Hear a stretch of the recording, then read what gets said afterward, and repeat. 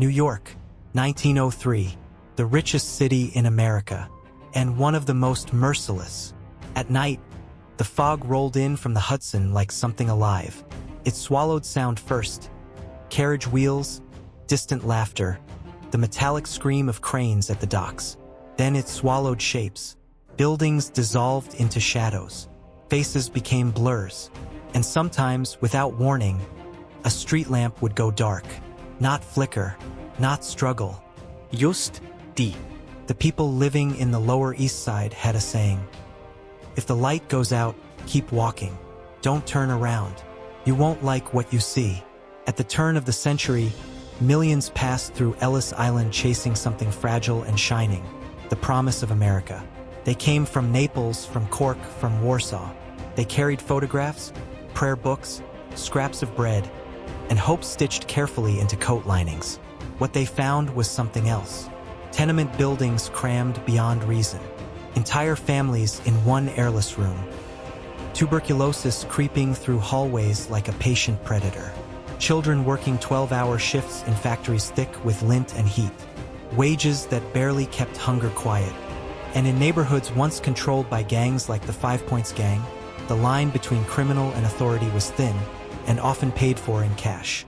Police did not patrol for safety. They patrolled for envelopes. In that climate, something darker than poverty began to take shape. Edward Malloy lost his eye at the docks. A steel cable snapped under tension. There was a flash of white pain, then red. When he woke, the company called it an unfortunate accident. They paid him nothing. No compensación.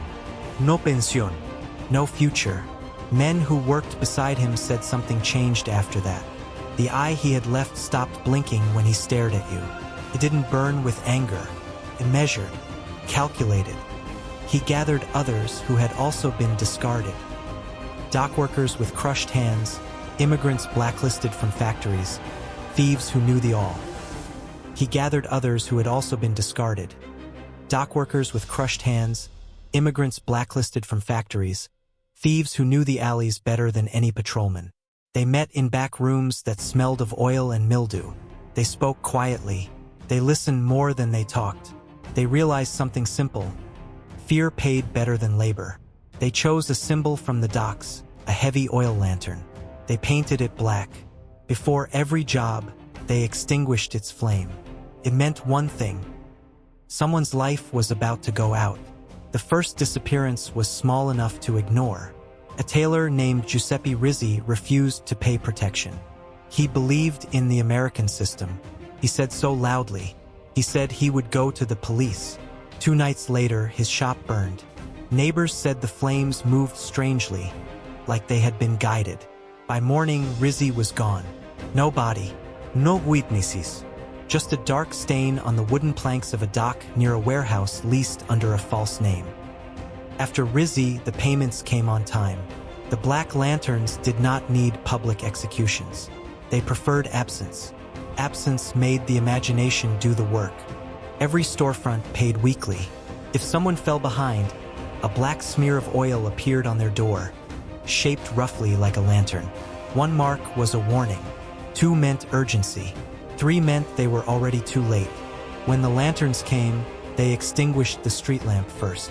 Darkness was their introduction. Then a knock. Then entry. Neighbors heard muffled movement. A chair tipping. A breath cut short. And then nothing. The next day, shutters remained closed. A sign might appear. Closed. Family emergency. Return to country of origin. No one asked questions, because questions traveled. And so did consequences. The docks became their bloodstream. Crates vanished before they were recorded. Alcohol, fabric, medical supplies, entire shipments rerouted through falsified documents. Warehouse clerks who resisted were found floating in the Hudson days later, listed as industrial accidents. Some police officers received monthly envelopes. Others received quiet threats. Promotions stalled for those who showed too much curiosity. The city kept growing upward, steel frames climbing into the sky, while beneath it, something rot-like spread sideways. But the most profitable trade was human. Young women arriving alone were easy to spot, confused, grateful for directions, vulnerable to kindness. Well-dressed men approached them near processing lines, offering jobs as seamstresses, maids, caretakers. Boarding was included, safe housing, immediate wages. The boarding houses had locked basements. Passports were taken for paperwork. Doors were bolted from the outside. Resistance was corrected quickly. Some were beaten, some were starved. Some were told they would be reported as criminals and deported if they spoke. A few tried to run. Their names appeared weeks later in police ledgers under a single word: missing. Investigations rarely followed. Fear changed the neighborhood. Children were warned never to wander after dusk. Mothers placed candles in windows to signal that protection money had been paid. If a window was dark, neighbors avoided looking at it for too long, because sometimes just before a visit, people saw a figure at the corner of the block, holding a black lantern, waiting.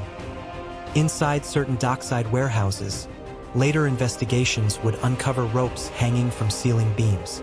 Not elaborate, not theatrical, just practical. Beneath them, scratches carved deep into the wood floor, marks left by shoes fighting gravity.